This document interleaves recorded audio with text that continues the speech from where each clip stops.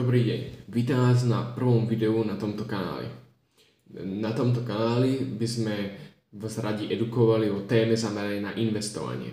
V tomto videu by sme radi začali úplne od začiatku, úplne od nuly, a to tak, že by sme vám vysvetlili, čo je vlastne to investovanie a základy okolo investovania. Postupne by sme sa ale radi dostali do štádia, kedy by sme vám vysvetľovali už nielen, že čo je investovanie, ale aj, že čo sú pojmy ako portfólio, zložený úrok, akcia a veľa ďalších. Samozrejme, budeme sa snažiť vám to vysvetľovať všetko čo najľahšie, aby si tomu všetci, čo pozeráte naše videá, porozumeli a naučili sa z toho čo najviac. Takisto sa nemusíte báť, ak ste už tieto prvé 3 slova nepochopili, lebo v ďalších videách si určite tieto slova spomenieme a samozrejme aj vysvetlíme. Tak poďme na to. Predtým, než si budeme teraz spomínať tie pojmy, ako ste už mohli počuť, tak si určite najskôr objasníme to, čo je vlastne to investovanie. V tomto videu sa budeme sústrediť hlavne na investovanie peňazí, ale ako dobrý príklad nám môže poslúžiť napríklad investovanie času. Povedzme, že som futbalista a využijem svoj čas, takže ho zainvestujem na to, aby som sa zlepšoval v kopaní na bránu, čo mi môže v budúcnosti priniesť viacej gólov na zápasoch. Takže z tohto nám vyplýva základný princíp investovania, ktorý je, že investujeme niečo, čoho máme obmedzený počet, čo bol v našom prípade čas.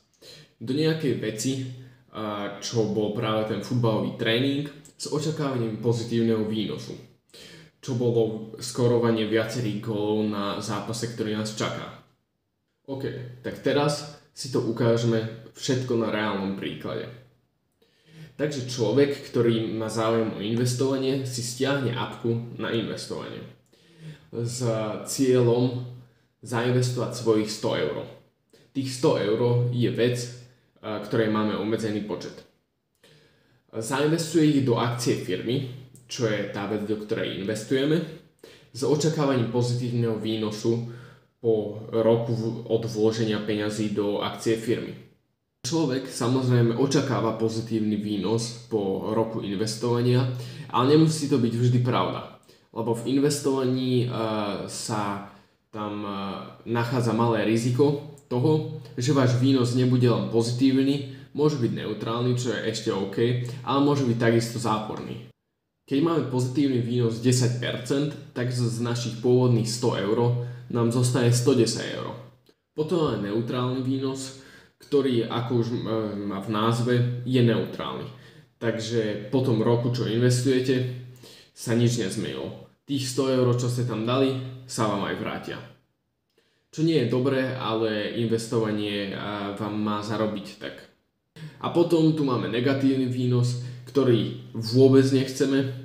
A to je taký, že ak máme negatívny výnos minus 10%, tak nám zo 100 eur nezostane 100 eur po roku, ale zostane nám 90 eur. Čo je úplne najhoršia vec a prerobili sme vlastne peniaze a toto nechceme. Ak sa vám toto video páčilo, určite zanechajte like a odber. Hlavne preto, lebo už v ďalšom videu si budeme hovoriť, prečo sa práve oplatí začať investovať a prečo sa neoplatí si len tak nechávať na svojom bankovom účte všetky peniaze, čo zarobíme, alebo si ušetríme. Čaute.